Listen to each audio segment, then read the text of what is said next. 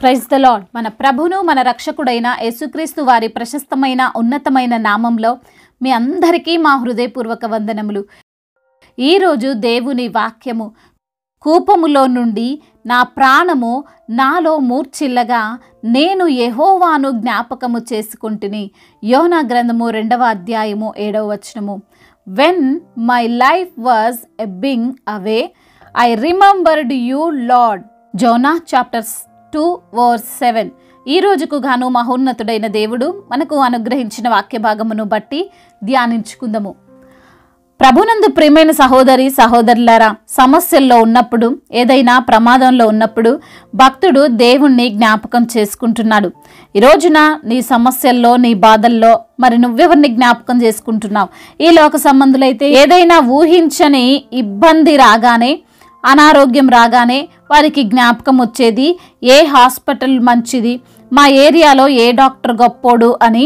ఏదైనా ఆర్థిక పరమైన ఇబ్బంది రాగానే ఎవరైతే మాకు ఈ సమయంలో హెల్ప్ చేస్తారు, అడగగానే ఎవరు డబ్బులు ఇస్తారు, లేదా ఏదైనా లీగల్ సమస్యలు రాగానే ఏ నాయకుడు ఉన్నాడు మాకు న్యాయం తీర్చడానికి, ఏ లాయర్ ఉన్నాడు మా తరపున వాదించడానికి అని లెక్కలు వేసుకుంటూ జ్ఞాపకం తెచ్చుకుంటారు.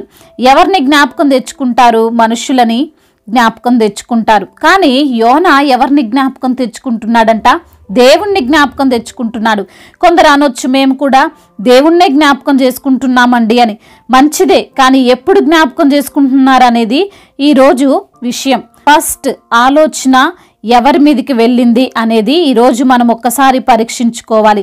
ఈ లోకపరమైన ఆప్షన్స్ అన్నీ అయిపోయిన తర్వాత, డాక్టరు చేతులెత్తేసిన తర్వాత, అధికారులు మేమేం చేయలేము, మీ ఆస్తి పోవాల్సిందే అని చెప్పిన తర్వాత, లాయర్స్ మీ వైపు న్యాయం జరగడం కష్టమే అని మాట్లాడిన తర్వాత కాదు, మనకు దేవుడు గుర్తు రావాల్సింది.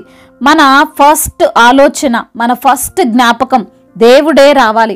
అప్పుడు మనము నిజమైన విశ్వాసంలో, భక్తిలో ఉన్నట్లు.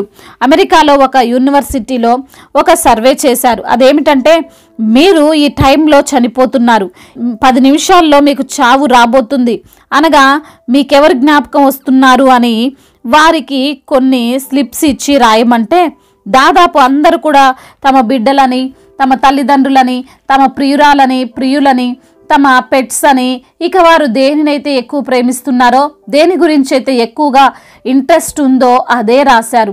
ఎవ్వరూ దేవుని పేరు రాయలేదు. ఈ లోక సంబంధులందరూ కూడా ఈ లోకాన్ని ఆశ్రయిస్తారు. ఆత్మ సంబంధులు దేవుణ్ణి ఆశ్రయిస్తారు. యోనా ఈ మాట చెబుతున్నప్పుడు అతను ఏదో చర్చిలోనో, లేదా ఏదో దేశంలోనో, ఏదో జైల్లోనో లేడండి. యోనా ఈ మాటలు పలుకుతున్నప్పుడు పెద్ద చేప కడుపులో ఉన్నాడు. తన ప్రార్థన, తన గోడు దేవునికి వినిపిస్తున్నాడు.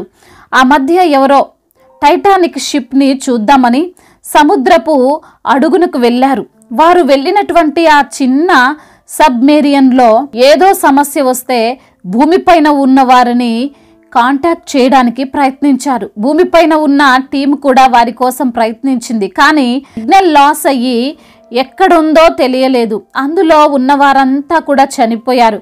విషాదంగా వారి కథ ముగించబడింది. కానీ యోనా కథ విషాదంగా ముగించబడలేదు. భూమి మీద ఉన్న ఎవరితో యోనా కాంటాక్ట్ చేయలేదు. డైరెక్ట్గా ఆకాశమందు ఆసీనుడై ఉన్న దేవునికి కాంటాక్ట్ చేశాడు. సిగ్నల్ చాలా స్ట్రాంగ్గా ఉంది. మొర్ర పెట్టగానే దేవుడు యోనా మొర ఆలకించాడు. అందుకే అదే అధ్యాయంలో యోనా ఇలా అంటున్నాడు, నేను ఉపద్రవములో ఉండి యెహోవాకు మనవి చేయగా ఆయన నాకు ప్రత్యుత్తరం ఇచ్చెను అని.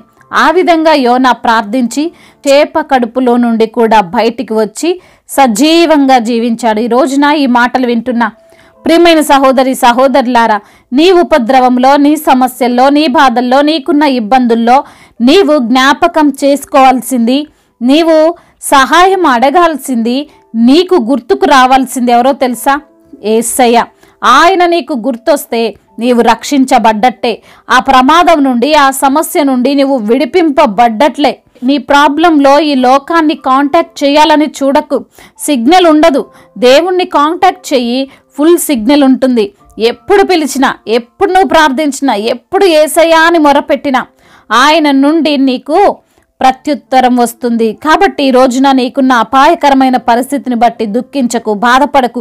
ఈ లోకంలో అందరినీ సహాయం అడిగాను, ఒక్కరు నన్ను రక్షించలేకపోయారే అని దుఃఖించకు. యేసయ్య నీకున్నాడు. ఆయన నీకోసం రక్తం కార్చాడు, నీకోసం కొరడా దెబ్బలు తిన్నాడు. నిన్ను విడిపించడం కోసం ఆయన ఈ లోకానికి వచ్చాడు. కాబట్టి ఆయనకు ప్రార్థించు, నీవు విడిపింపబడతావు, నీవు రక్షింపబడతావు.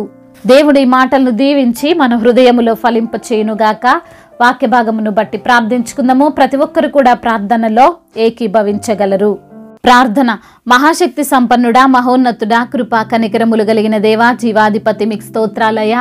అయా నమ్మదగిన దేవుడవు, సహాయకుడవు ప్రభా. అయా మాకు వచ్చినటువంటి సమస్యల్లో, ఇబ్బందుల్లో మేము మనుషుల్ని ఆశ్రయించి మరి ప్రభా మాకున్న సమయాన్ని వ్యర్థం చేసుకుంటున్నామేమో తండ్రి. ఈ రోజున మీ యొక్క వాక్యము ద్వారా సూటిగా మాతో మాట్లాడారు. అవునయ్యా, సమస్య రాగానే, కష్టం రాగానే, ఇరుకులు రాగానే, ఇబ్బందులు రాగానే మొదటగా తండ్రి మిమ్మల్ని ఆశ్రయించే బిడ్డలుగా మేము ఉన్నట్లయితే మా జీవితం ధన్యమని ఈ రోజున తండ్రి వాక్యము ద్వారా సూటిగా తేటగా తండ్రి మాతో మాట్లాడి మమ్మల్ని బలపరిచి సరిచేసి ఆదరించిన మీ అమూల్యమైన మాటలను బట్టి, వాక్కును బట్టి మీకు స్తోత్రాలు.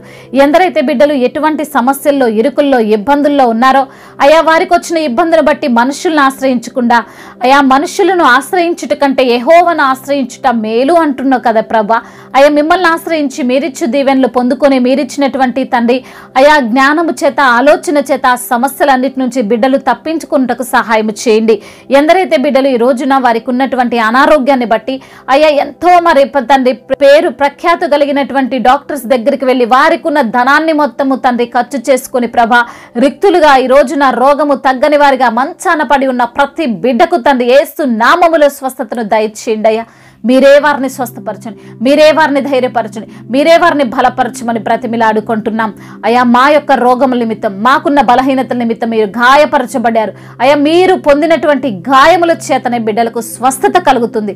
అవునయ్యా, ప్రతి బిడ్డ పాపం నుంచి విడుదల దయచేసి వారికి ఉన్న అనారోగ్య సమస్యల నుండి విడిపించండి. అదేవిధంగా నా ప్రభ ఎందరైతే ఆర్థిక సమస్యల చేత బాధపడుతున్నారో వారికి ఉన్న ఆర్థిక సమస్యలను యేసు నామములో కొట్టివేయండి. అయ్యా వారికి ఉన్న ప్రతి అవసరత, అక్కర్ను మీరు తీర్చండి. అదేవిధంగా నా ప్రభువా ఎందరైతే బిడ్డలు అయా మరి ఇల్లు గడవక ఎందరైతే బిడ్డలు ఈ రోజున దుఃఖిస్తున్నారో వారి దుఃఖమును నాట్యముగా మార్చండి నా తండ్రి. వారికి ఉన్నటువంటి తండ్రి భారమంతటిని తొలగించమని బ్రతిమిలాడుకుంటున్నాం తండ్రి. ఎందరైతే బిడ్డలు ఉద్యోగము లేక బాధపడుతున్నారో ప్రభా వారి చదివినటువంటి చదువుకు గాను మరి ప్రభా ఎటువంటి జాబు లేక ఈ రోజున బిడ్డలు తండ్రి దిగులు చెందుతుంటే దిగులు పడకు, జడియకము, నేను నీకు తోడై ఉన్నానంటున్నారు ప్రభా. మీ యొక్క వాగ్దానము ద్వారా బిడ్డలను బలపరచండి అయా. మరి తండ్రి ప్రతి విషయంలో మీకు మొర్రపెట్టి మరి ప్రభా బిడ్డలు మంచి ఉద్యోగము సంపాదించినట్టుగా సహాయము చేయండి. అదేవిధంగా నా ప్రభువ వివాహాల విషయంలో తండ్రి మీ యొక్క చిత్తము కొరకు ప్రార్థిస్తున్న ప్రతి బిడ్డ జీవితంలో గొప్ప కార్యాన్ని జరిగించండి. వివాహము అన్ని విషయాల్లో ఘనమైనది అంటున్నారు ప్రభా. ఘనమైన కార్యాన్ని తండ్రి మీ యొక్క చిత్త ప్రకారంగా జరిగించమని బ్రతిమిలాడుకుంటున్నాం. అదేవిధంగా కుటుంబ సమస్యలు, కుటుంబ కలహాలు, భార్యాభర్తల మధ్య విభేదాలు, అన్నదమ్ముల మధ్య విభేదాలు, తోటికోడల మధ్య విభేదాలు అయా మరి తండ్రి సంఘాలలో తండ్రి విశ్వాసుల మధ్య విభేదాలు వీటన్నిటి నుండి విడుదల దయచేయండి. ప్రేమ కలిగి తండ్రి అయా మరి విశ్వాసము కలిగి, నిరీక్షణ కలిగి ప్రభా తండ్రి అయా సమాధానము కలిగి బిడ్డలు జీవించినట్లుగా సహాయం చేయండి. అదేవిధంగా ప్రయాణాల్లో ఉన్న ప్రతి బిడ్డకు మీరు తోడుగా ఉండండి. వారి ప్రయాణం అంతా సుఖముగా, సౌఖ్యముగా తండ్రి జరుగునట్లుగా సహాయం చేయండి. అయా మీ యొక్క సన్నిధిని బిడ్డలకు తోడుగా ఉంచండి. అయా మీ యొక్క దేవదూతలను బిడ్డకు కాపలా ఉంచి ప్రభా అయా మీ యొక్క తండ్రి క్షేమాన్ని బిడ్డలకు అనుగ్రహించమని బ్రతిమిలాడుకుంటున్నాం.